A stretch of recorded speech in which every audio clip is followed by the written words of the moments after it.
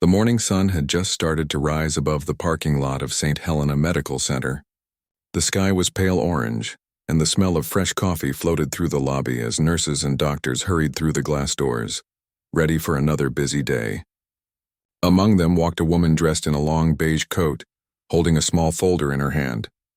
Her steps were calm, but there was purpose in the way she moved, like someone used to taking responsibility. Her name was Dr. Angela Morris, but nobody in that hospital knew her face yet. She had just been appointed as the new hospital director after years of experience in leadership and patient care. Angela had worked in big hospitals before, and she knew how easily respect could fade if people were judged by how they looked, rather than what they brought to the table. That morning, she wasn't wearing anything that shouted director. Her hair was tied back in a simple bun. She wore comfortable clothes instead of a suit because she'd taken a late-night flight and hadn't gone home yet. Her plan was to walk through the hospital quietly, see how things were done, and maybe catch a glimpse of how staff treated the people who came through the doors every day. Angela had a soft smile on her face as she walked to the reception area. The waiting room was already crowded. A few patients were sitting on plastic chairs, some holding their sides, others just looking tired. A young mother rocked her baby gently, whispering a lullaby to keep the little one calm. Angela's heart softened. She had seen this scene in many hospitals before. The endless waiting, the worried faces, the quiet hope that someone inside would care enough to help. She believed every patient deserved kindness before anything else. That was the culture she wanted to build here. She spotted a nurse standing behind the counter, talking to another nurse while sipping her coffee. The badge on her uniform read, Nurse Karen. She looked busy, flipping through papers and typing something on her computer. Angela approached the counter with a polite smile. "Good morning," Angela said softly. "Excuse me, could I ask for a moment of your time?" Karen didn't look up right away. She finished typing, then sighed as if the simple question had interrupted something very important. When she finally looked up, her eyes scanned Angela quickly, from the casual clothes to the old sneakers. Her expression changed almost instantly from neutral to dismissive. "Yes," Karen said, her tone flat. "Are you visiting someone?" Angela's smile stayed calm. "No, not exactly. I'm here about a patient. I noticed someone in the waiting area seems to be struggling quite a bit. I was wondering if we could get them checked sooner." Karen frowned slightly, glancing over Angela's shoulder at the crowd. "Ma'am, everyone out there thinks their situation is urgent. We'll get to them when we can. Please take a seat and wait like everyone else." Angela blinked, still polite. "Of course, I understand. I just thought maybe—" "Ma'am," Karen interrupted, now clearly impatient. "We have procedures. You can't just walk in and tell us how to do our jobs." There was no anger in Angela's eyes, just quiet observation. She had seen this before. People making quick judgments, assuming who someone was based on skin color, clothing, or tone. She didn't respond right away. Instead, she looked back toward the waiting area. The patient she'd noticed earlier, an older man clutching his chest, looked pale. "I understand," Angela said calmly. "I just thought he might need attention soon. He seems to be in real discomfort." Karen sighed again, shaking her head slightly. "I told you, we'll handle it. Please take a seat." The words were polite on the surface, but the tone behind them made it clear.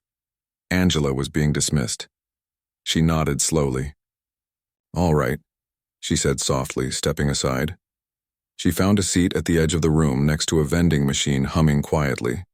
From there, she could see the entire reception area, the way nurses talked to patients, how they handled paperwork, how they looked when someone asked too many questions. As she watched, Angela noticed something else. The nurse's tone changed depending on who approached the counter. When an older white man in a business suit asked for help, Karen smiled brightly, her voice sweet and professional. But when a woman in worn clothes came up next, her smile vanished and her tone turned brisk, even cold. Angela sighed quietly. She had seen this pattern in many places, not always out of hate, but from habit, ignorance, or unchecked bias. But she also knew that such behavior could destroy trust in a hospital. People came here vulnerable, scared, and sometimes broken. They needed compassion more than paperwork. A few minutes passed before the older man in the waiting area let out a soft groan. He held his chest again and leaned forward. Angela immediately stood up. "Excuse me," she said to Karen, walking closer. "I think that gentleman might be in serious pain." Karen barely glanced up. Ma'am, please, she said in a firm tone. You're not helping by crowding the desk. We'll get to him when it's his turn. Angela's calm eyes didn't waver.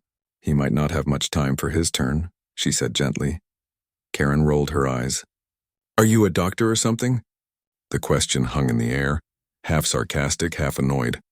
Angela smiled faintly, her voice still even. Yes, she said. I am. Karen laughed under her breath, shaking her head. Right.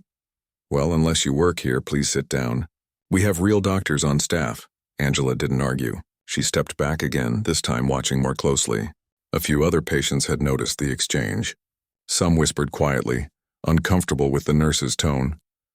Moments later, another nurse, younger, softer in demeanor, came from the hallway. Hey, Karen, she said quietly, glancing toward the waiting area. I think we need to check that older man. He looks bad, Karen frowned.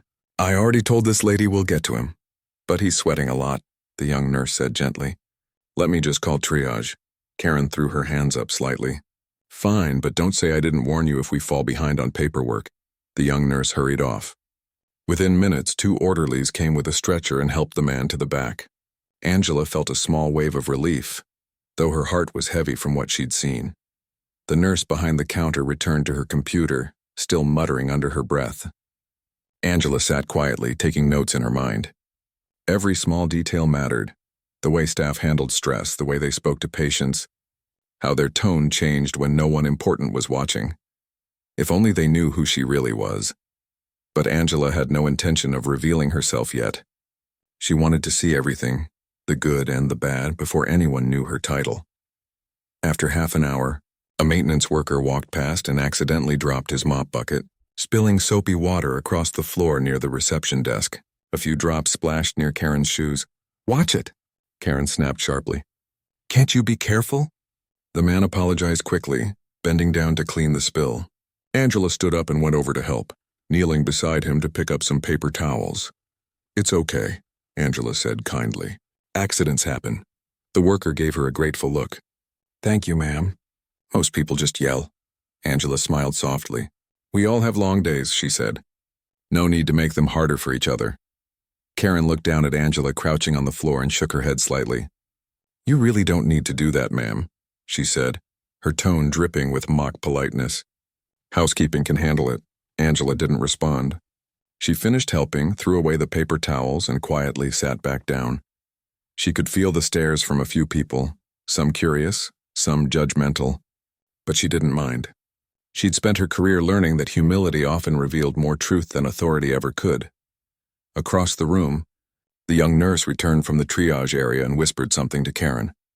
Karen's eyes widened slightly. Oh, she said under her breath. Heart issue?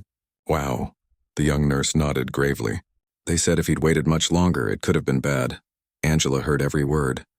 Her face stayed calm, but her chest tightened.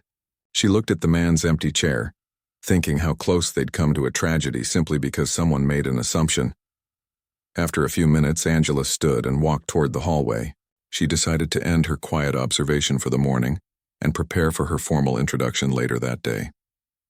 She didn't need to say anything now. The moment would come soon enough. As she walked past the reception desk, Karen glanced up again.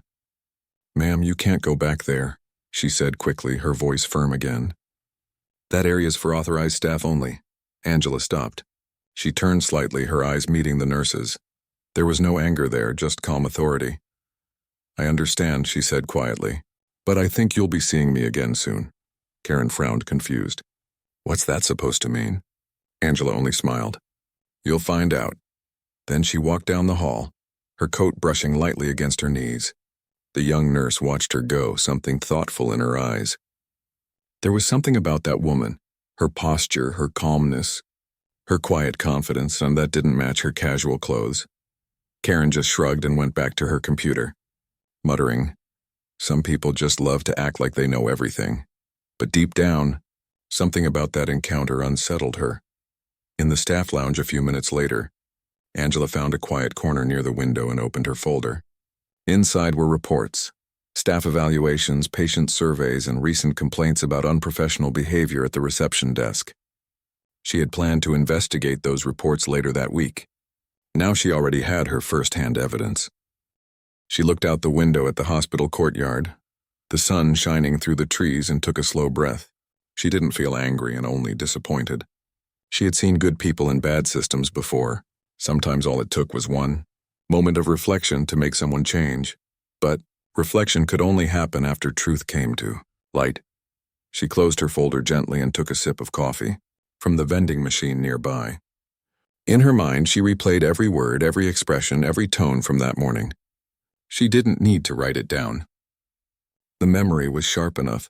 In a few hours, she would walk into the conference room upstairs, this time wearing her ID badge and a tailored jacket, and introduce herself as Dr. Angela Morris, director of St. Helena Medical Center. And when that happened, she wondered what expression the nurse at the counter would have. Not because Angela wanted revenge. That was never her way. She wanted awareness. She wanted empathy. She wanted people to realize that every person who walked through those hospital doors deserved respect, whether they looked like a doctor, a visitor, or a patient in pain. As she sat quietly, she could still hear the faint buzz of the reception desk from down the hall, the sound of phones ringing, footsteps rushing, and conversations rising and falling. It was the rhythm of a hospital morning, full of life and urgency. And somewhere in that rhythm, lessons were waiting to be learned. Angela finished her coffee, folded her coat over her arm, and stood. She walked down the hallway slowly, passing doctors and nurses who nodded politely, not knowing who she was yet. Her mind was clear. Her steps were steady. Tomorrow things would begin to change. The next morning, the hospital was even busier than before. The parking lot was full, and a steady stream of people moved in and out of the glass doors. Inside, the sound of beeping monitors, ringing phones, and hurried footsteps filled the air. It was the kind of noise that never really stopped. The heartbeat of a hospital. Dr. Angela Morris arrived quietly again, though this time she carried her identification badge clipped to her coat pocket. She hadn't revealed her position yet, but she planned to. Before that, she wanted to see more, to understand what kind of culture had been allowed to grow here.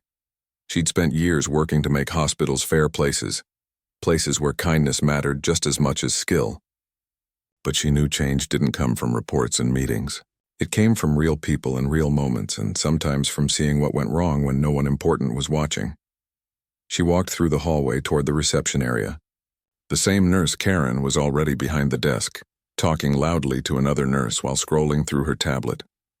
A small line of patients waited nearby, each holding a form or ID card, some looking nervous, others tired. Angela stopped for a moment, standing quietly near the corner. She could hear bits of the conversation between Karen and a patient at the counter, a young man asking politely about his mother's test results. "I told you. Sir, you'll have to wait until the doctor updates the chart," Karen said, not even looking up. "We can't just hand out information to everyone who walks in here." The young man hesitated. "I'm her son," he said softly. "She can't talk right now, and the doctor told me to check in." Karen finally looked up and frowned. "That's not my problem. You'll have to wait next." The man stepped back, confused and hurt. The next person in line stepped forward quickly, not wanting to draw attention. Angela watched from a few steps away, her chest tightening. It wasn't the first time she had seen staff talk to people like that, but it still stung to witness it. Angela decided to approach. She didn't want to embarrass anyone, but she needed to understand how deep this attitude went. She walked up slowly, her calm smile still in place. "Good morning again," she said softly. Karen turned, her expression changing as soon as she recognized her. "Oh, it's you," she said flatly. "Back again, huh?" Angela nodded politely. "Yes, I wanted to follow up about the patient who was taken in yesterday, the older gentleman who wasn't feeling well." Karen shrugged. "He's fine. They treated him. Why?" "I was just wondering if he was stable," Angela said. "He looked very unwell when I saw him." Karen leaned on the counter, folding her arms. "Look, ma'am, I told you yesterday. You can't just walk in here and start asking about patients. We have confidentiality rules." "I'm not asking for details," Angela said gently. "I was only concerned." "Concerned or not," Karen said sharply, "we have enough people in here trying to play doctor. Please don't get in the way." The words stung, but Angela didn't let her smile fade. She had learned a long time ago that calmness disarms anger better than arguments. "Of course," she said softly. You're doing your job. I respect that. Karen gave a small sarcastic laugh. Finally, someone who understands. Angela didn't respond. She simply stepped back, glancing around at the waiting area. The line of patients had grown longer, and a few people looked visibly uncomfortable with how the nurse was speaking to others. There was a subtle tension in the air, the kind that made people afraid to ask questions. A few seats away, a woman in a worn coat stood nervously, holding a small envelope. She looked around before walking slowly toward the counter. Angela noticed how carefully she moved, as if afraid of being scolded. When the woman reached the desk, she spoke in a soft voice. "Excuse me, I have an appointment today. The doctor asked me to bring these test papers." Karen didn't even glance up. "Name?" The woman gave her name quietly.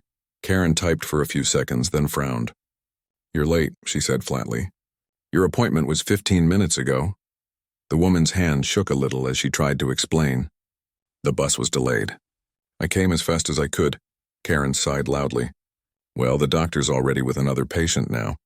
You'll have to reschedule." The woman blinked, clearly distressed. "Please, I've waited 3 weeks for this appointment. I just need a few minutes." "Ma'am," Karen said sharply, raising her hand as if to stop her words. "We can't just stop everything because you missed your slot. Rules are rules." Angela felt her jaw tighten slightly. She couldn't stand by anymore. She stepped closer, her tone still calm but firm. "Maybe she could still be seen if there's an opening later," Angela asked kindly. "It seems unfair to make her wait several more weeks." Karen's eyes narrowed. "Look, you again," she said with a hint of irritation. "You really need to stop trying to manage things here." "We have procedures." Angela kept her voice steady. "I understand that. But sometimes compassion is more important than procedure." Karen crossed her arms, clearly annoyed. "Are you here to work or to cause trouble?" "Because if you're going to keep interfering, I can call security." The words hung in the air like a cold wind. A few people in the waiting room turned their heads, their eyes darting between the two women. Angela didn't flinch. She stood quietly, her calm presence somehow stronger than any raised voice. "There's no need for that," Angela said softly. "I'm just asking for a little kindness," Karen scoffed. "Kindness doesn't fill out paperwork." The woman with the test papers looked like she might cry. Angela turned to her and offered a reassuring smile. "It's all right," she said gently. "Please have a seat. I'm sure we'll find a way." The woman nodded gratefully and sat back down. Angela could feel the eyes of the room still on her, though she didn't mind. She had learned that silence could sometimes speak louder than confrontation. A moment later, a doctor walked into the reception area, flipping through a chart. When he saw Angela, his face brightened. "Oh, Dr. Morris," he said cheerfully. "I didn't expect to see you here this early." Karen froze. "Dr. Morris?" she repeated quietly, confused. Angela smiled, lifting a hand slightly as if signaling the doctor not to say too much. "Good morning, Dr. Patel," she said calmly. "I'm just observing today." The doctor nodded. Of course," he said quickly. "If you need anything, just let me know." Karen stared at Angela for a long moment, her expression uncertain. "Wait, you're a doctor?" she asked, her tone suddenly less sure. Angela looked at her, still calm. "Yes," she said simply. "I am." "Oh," Karen said, trying to recover. "Well, I didn't realize. You weren't wearing—" Angela smiled faintly. "That's all right," she said. "It happens." The doctor excused himself, walking toward the hallway, leaving a heavy silence behind. Karen turned back to her desk, pretending to focus on her computer. But Angela could see the faint pink on her cheeks, embarrassment mixed with confusion. Angela didn't plan to make her feel small. She wasn't here to humiliate anyone. She wanted awareness, not shame. So she said nothing more and simply stepped back to observe again. Over the next hour, she stayed nearby, watching interactions, how staff spoke to patients, how they handled pressure, how they treated one another. She noticed that some nurses were gentle and patient, taking time to explain things while others rushed people along as if they were inconveniences. It was a clear divide. The difference between those who saw medicine as service and those who saw it as a system. Angela made quiet notes in her small folder, jotting down observations. She planned to review them later, not as punishment but as a roadmap for improvement. She believed that sometimes people didn't even realize how their tone or attitude could harm someone already in pain. Around noon, the waiting area grew busier. A mother came in carrying a small boy who looked feverish. She hurried to the desk, panic in her eyes. "Please," she said quickly. "My son's temperature keeps rising. He's shaking." Karen, still visibly flustered from earlier, sighed as if annoyed. "You'll need to fill out this form first," she said, sliding a clipboard across the counter. The mother looked desperate. "Can't someone look at him first? He's burning up." Karen shook her head. "We need paperwork before we do anything. That's how it works." Angela felt a rush of frustration, though her expression remained composed. She walked closer, looking at the boy. His face was pale and sweaty, his small hands trembling slightly. Angela turned to the mother. "May I see him?" she asked gently. The mother hesitated but nodded quickly. Angela knelt beside the boy and touched his forehead lightly. He was burning hot. She stood and looked at Karen. "He needs to be taken to triage immediately." Karen frowned. "We can't skip the line, ma'am. Others are waiting." Angela's voice was calm but firm now. "And they will keep waiting if this child collapses in your lobby. Call triage. Now." For the first time, there was real authority in her tone. Not anger, authority. It made the nurse pause. Without another word, Karen picked up the phone and called the triage nurse. Within minutes, 2 staff members came and escorted the mother and child inside. As they disappeared through the doors, the waiting area was silent for a moment. People looked at Angela with quiet gratitude, as if someone had finally spoken up for them. Angela just nodded politely and stepped aside again. Karen busied herself with papers, clearly uncomfortable. "You didn't have to speak to me like that," she muttered. Angela looked at her. "And you didn't have to make that mother feel helpless," she said gently. "We're here to help people, not make them prove they deserve it."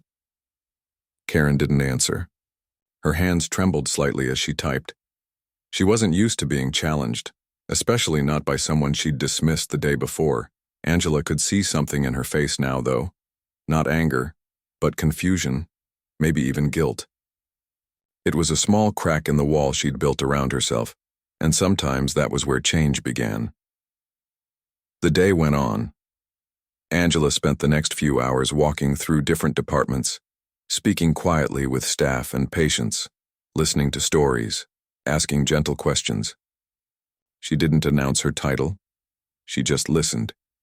And what she heard both saddened and inspired her. Stories of kindness, frustration, exhaustion, and small acts of humanity that went unnoticed. By the time the afternoon sun streamed through the windows, she returned to the reception area one last time. The crowd had thinned. Karen was still there, her expression tired now, her earlier confidence faded. She looked up briefly as Angela passed by, their eyes meeting for a moment. "Busy day," Karen said awkwardly. Angela smiled softly.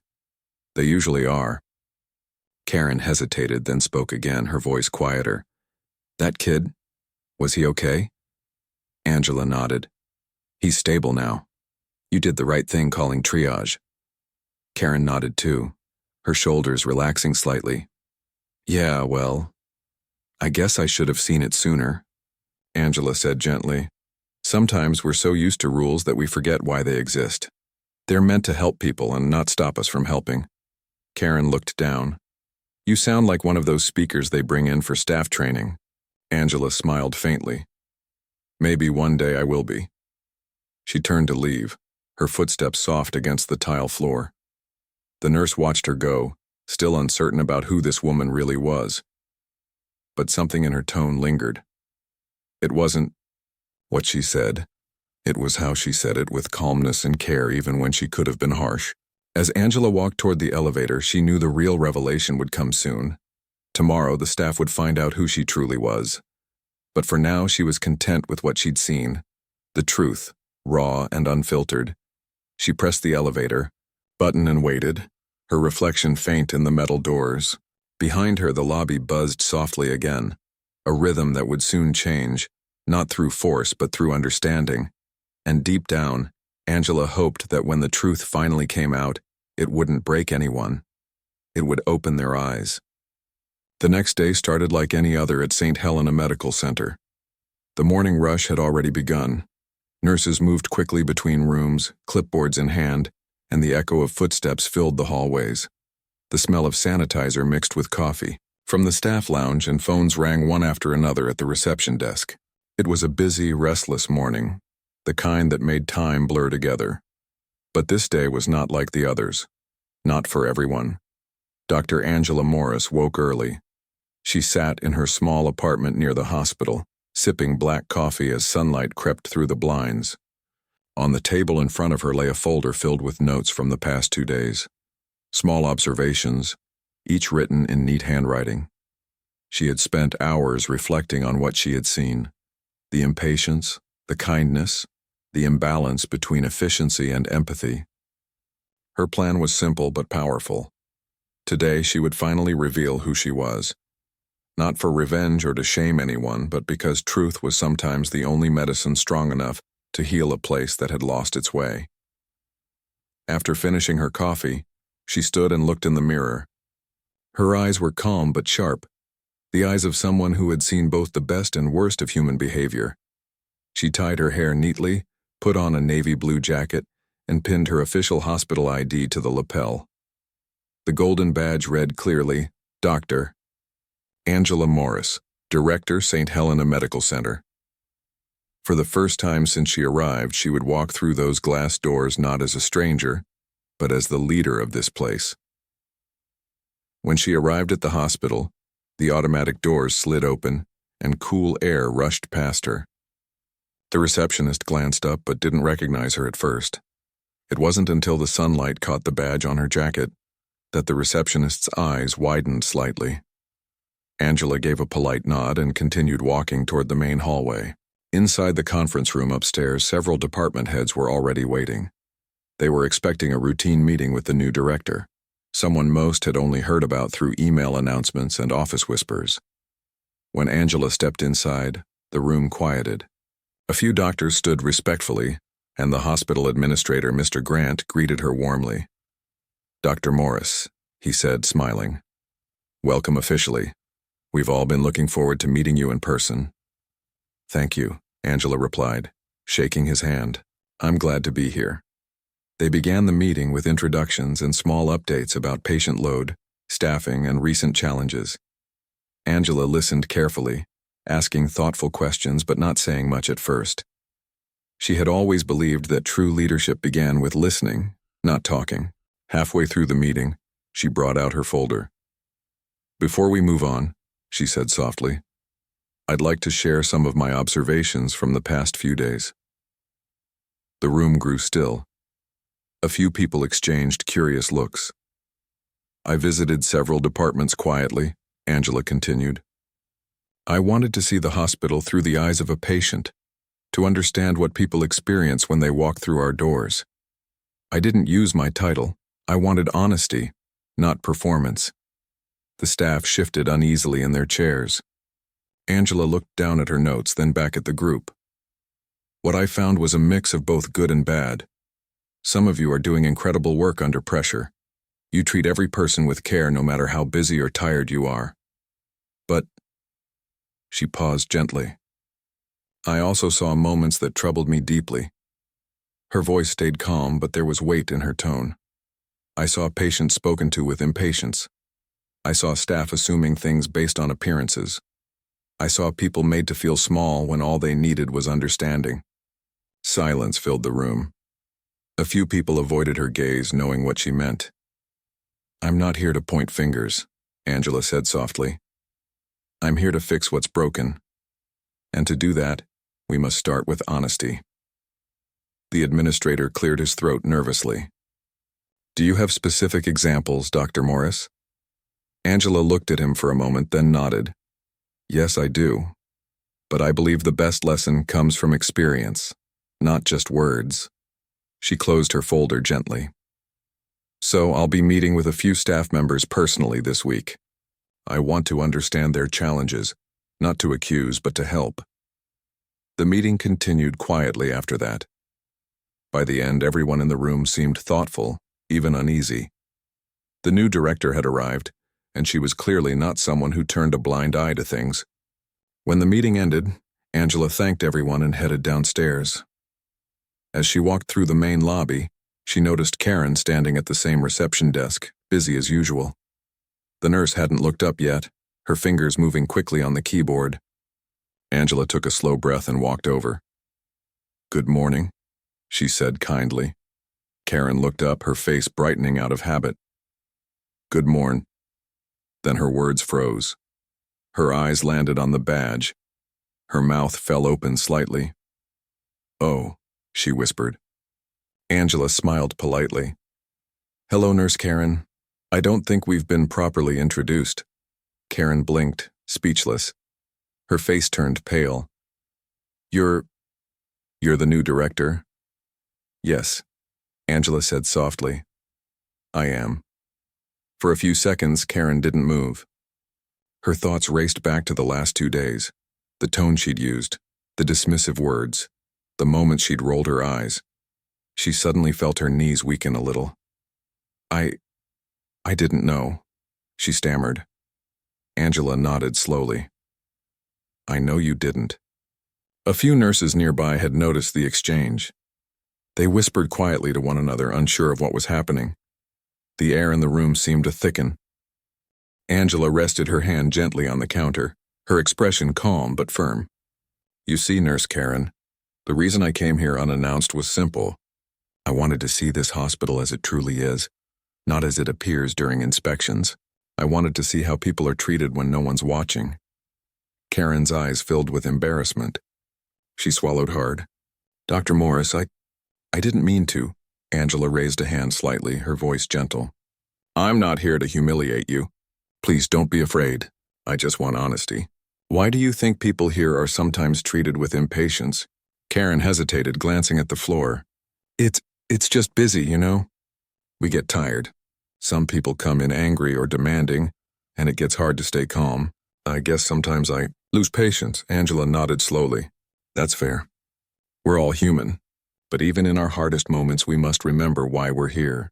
Every person who walks through these doors is scared of something. Pain, loss, uncertainty. They don't need us to be perfect. They just need us to be kind." Karen nodded weakly, tears starting to form in her eyes. "You're right.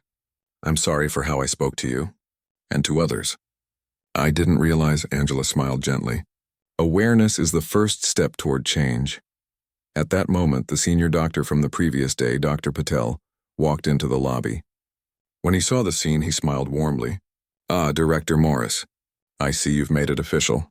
Karen looked down again, her face burning with embarrassment. Angela chuckled softly. "Yes, it's official now." "Thank you, Dr. Patel." The senior doctor nodded respectfully and turned to the other nurses. "Everyone, meet our new director. She's been with us these last few days, observing, learning, and seeing how we treat our patients. I think we all have something to learn from her approach." The nurses nodded awkwardly, some smiling nervously, others looking curious. The atmosphere shifted. It wasn't anger or fear. It was realization. Angela looked around the room, her eyes gentle but full of purpose. "I don't want anyone to feel judged," she said clearly. "What I want is growth. This hospital has potential, but only if we treat each other and every patient with respect." Karen stepped forward slightly, her voice trembling. "Dr. Morris, may I speak with you privately later?" Angela nodded. "Of course. My door is always open." Then she turned to the rest of the staff. "I'll be visiting every department this week. Not to inspect, but to understand. If there's something you need, support, guidance, or even just a conversation, please come to me." The room stayed quiet for a moment. Then slowly people began to nod. A sense of hope started to replace the tension. Later that afternoon, Karen knocked on Angela's office door. When she entered, Angela gestured for her to sit.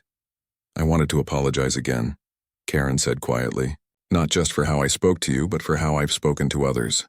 Sometimes I forget that every person here is fighting their own battle. I guess I let stress turn into frustration." Angela listened closely, her expression warm. "I understand. The work we do is hard. It tests our patience every day. But it's also sacred. Because we hold people's trust in our hands. Every small act of kindness matters." Karen nodded, tears forming again. I don't want to be that kind of nurse anymore. I want to do better.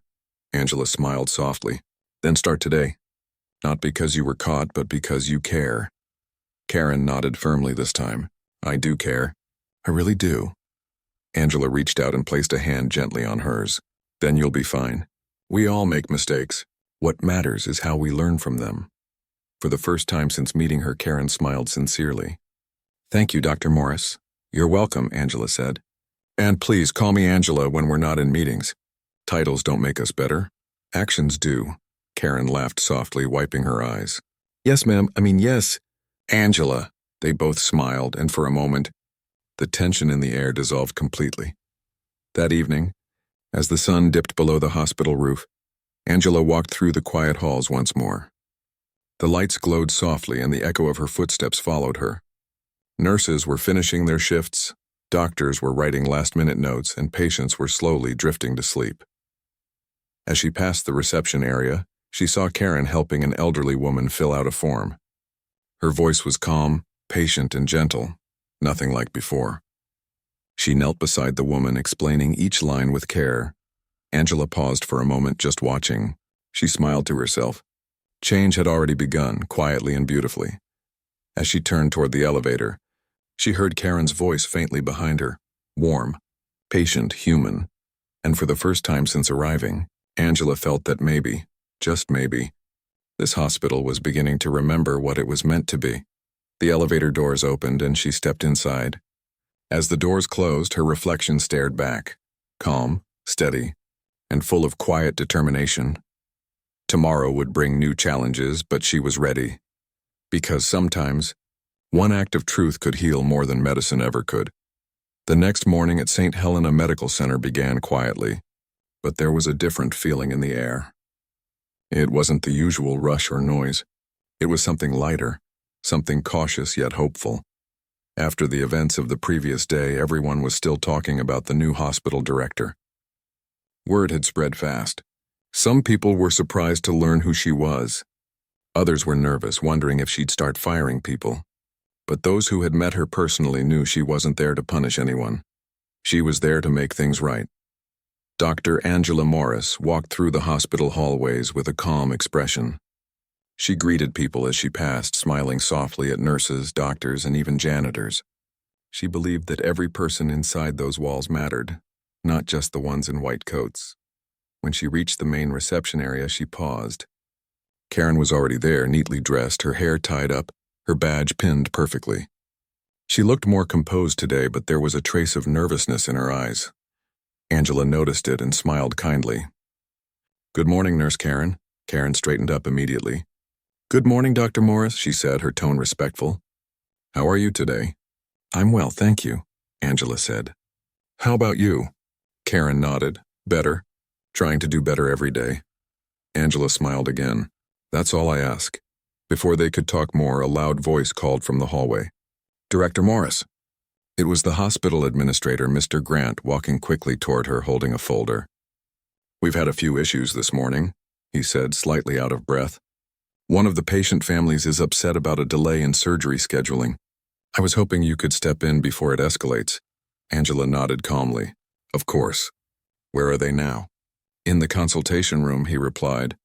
The family is emotional and the nurse on duty seems overwhelmed. Let's go, Angela said simply. As she walked with him, Karen watched from behind the desk, biting her lip. She couldn't explain it, but she felt uneasy. Not about Angela, but about how quickly things could go wrong in a hospital if communication failed. Inside the consultation room, a middle-aged woman was pacing nervously, her voice rising as she spoke to a nurse who looked on the verge of tears. My husband has been waiting for surgery since yesterday, the woman said, her eyes red from crying. No one tells me anything. Do you people even care? The nurse tried to explain, her voice shaking. Ma'am, I understand, but the doctor had an emergency. I don't want excuses, the woman cried. That's when Angela stepped in. Good morning, she said softly. The woman turned sharply, ready to argue again, but the calm tone stopped her. Angela's voice carried warmth and authority at the same time. I'm Dr. Morris, she said gently. I'm the director here. I heard there's been some confusion about your husband's procedure. The woman blinked, caught off guard. You're the director? Yes, Angela said, walking closer. And I'm here to listen. Please tell me what's going on. The woman's anger began to melt into exhaustion. Her voice softened. My husband has been in pain all night. They told me he'd have surgery this morning, but now it's afternoon and no one has said anything. I just need to know he's not being forgotten. Angela nodded slowly. I understand. Waiting is the hardest part, especially when someone you love is hurting. She turned to the nurse beside her. Could you please check on the latest update for Mr. Simmons' case?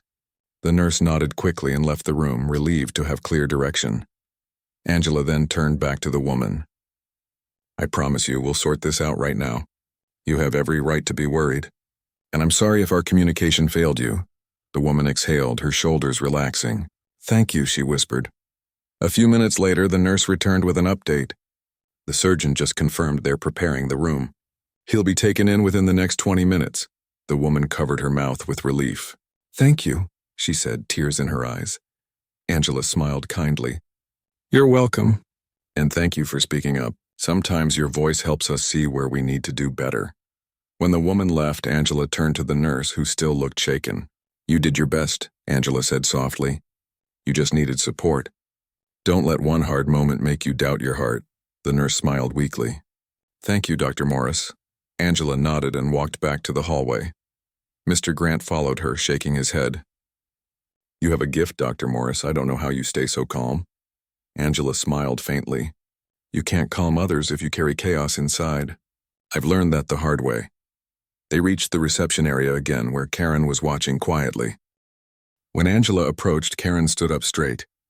Everything okay? She asked. Yes, Angela said. Handled? Karen smiled awkwardly. You make it look easy. It's not, Angela replied.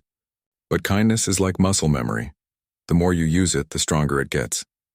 Karen nodded slowly, thinking about those words. Later that afternoon, Angela held a short staff meeting in the lounge. Nurses, aides, and junior doctors gathered around as she spoke, her voice calm and clear. I've spent a few days learning how this hospital works, she said, and I've learned something important. Procedures and systems keep us organized, but it's our attitude that keeps patients alive. The room was quiet. Everyone was listening. When we rush, when we lose patience, when we treat someone like a problem instead of a person, we fail them, not medically but emotionally, and that failure can hurt just as much as illness. Karen was sitting near the back, her hands clasped.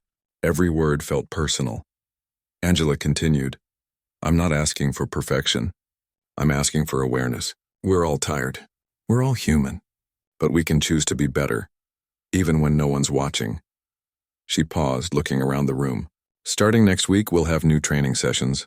Not just about procedures, but about empathy, communication, and listening. Because sometimes healing starts with a conversation. A murmur of approval spread through the crowd. People nodded, some even smiling. After the meeting, as the crowd dispersed, Karen stayed behind.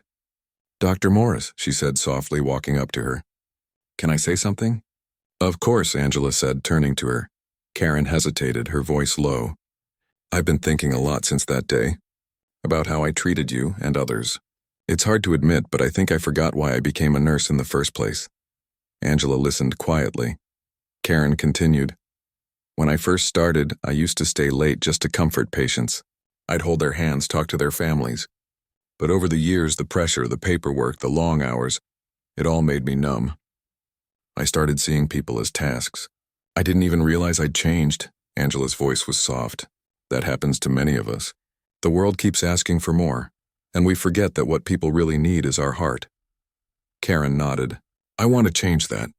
I want to find that part of me again. Angela smiled warmly. Then you already have. Awareness is the doorway to change. Karen looked at her, truly grateful. Thank you for not embarrassing me that day. You could have, and I would have deserved it. Angela shook her head gently. No one deserves humiliation. Growth doesn't come from shame. It comes from being seen and understood. Karen blinked back tears. You're not just a director. You're a teacher. Angela chuckled softly. We all teach in our own ways. Some through mistakes, others through forgiveness. For a few seconds, they both stood quietly, and in that silence, there was understanding. But change, as Angela knew, didn't happen without resistance. The next day, during the morning briefing, one of the older doctors spoke up in a slightly annoyed tone.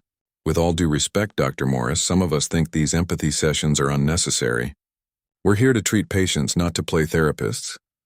A few others nodded quietly, not wanting to speak out loud but agreeing. Angela looked at him calmly. "I appreciate your honesty," she said. "But healing isn't only physical. If a patient feels ignored, their recovery slows. There's science behind it. People heal faster when they feel cared for." The doctor crossed his arms. "I've been doing this for 30 years. I think I know how to care for patients." Angela nodded. "I'm sure you do. But even experience can grow stale if we stop learning." The room went silent. Her tone wasn't sharp, but it carried truth, the kind that didn't need volume to be heard. After the meeting, that same doctor approached her privately. "You're tough," he said quietly, almost smiling. "But fair." "I can respect that," Angela smiled back.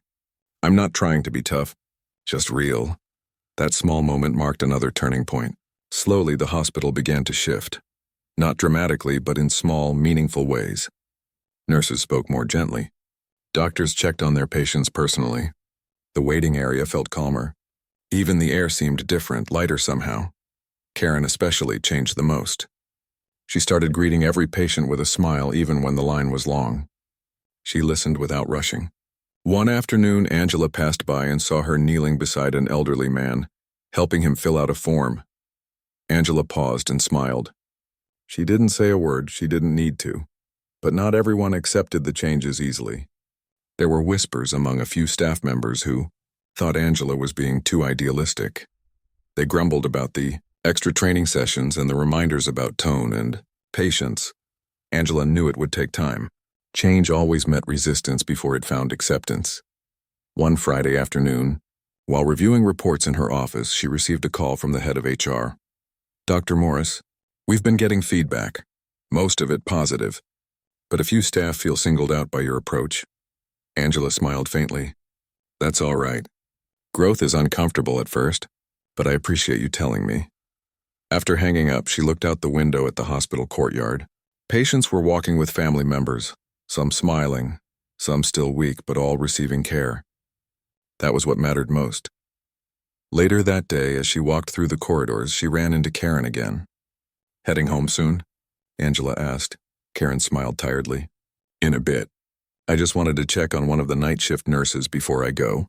I promised her I'd help with her rounds." Angela nodded approvingly. "That's good teamwork," Karen grinned. "I learned from the best." Angela laughed softly. "You're doing well, Karen. I'm proud of you." Karen's eyes softened. "I never thought I'd hear that from you after how we met." Angela's voice was warm. "That's the beauty of life. Mistakes can become beginnings if we let them." As she walked away, Karen watched her go with admiration. The woman she had once dismissed had become the person she respected most. That evening, as the sun dipped low and golden light filled the corridors, Angela took one last walk through the hospital. The soft hum of machines, the gentle chatter of nurses, the steady rhythm of footsteps, all of it reminded her why she had chosen this life. It wasn't for power or recognition. It was for moments like these, when one person's change could ripple outward and touch everyone around them. And she knew something else too. The real confrontation was never between her and others. It was between people and their own reflection. She smiled to herself, closing her office door behind her as the lights dimmed.